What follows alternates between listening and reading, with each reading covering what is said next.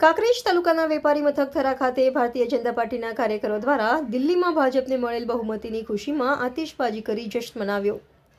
મળતી માહિતી પ્રમાણે ભારત દેશની રાજધાની દિલ્હીમાં સત્તા પરિવર્તન લાવી ભારતીય જનતા પાર્ટીએ રેકોર્ડ બનાવી લીધો છે। ત્યારે હવે સમગ્ર ગુજરાતમાં દિલ્હી વિધાનસભા ચૂંટણીમાં ભાજપનો વિજય થયો છે। ત્યારે ઠેર ઠેર જગ્યાએ ભારતીય જનતા પાર્ટીના કાર્યકરો દ્વારા આતિશબાજી કરીને ખુશી વ્યક્ત કરી રહ્યા છે।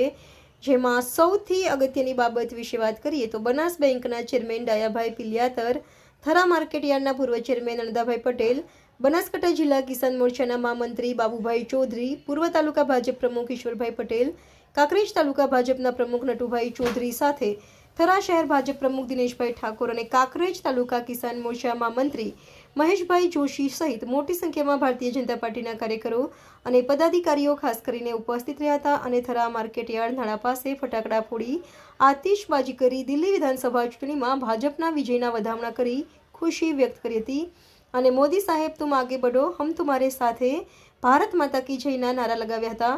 ત્યારે હવે રાજધાની દિલ્હીમાં રાજતિલક અને ભાજપની જીતની ખુશી સમગ્ર ગુજરાતમાં અને કાંકરેજ તાલુકામાં જોવા મળી હતી।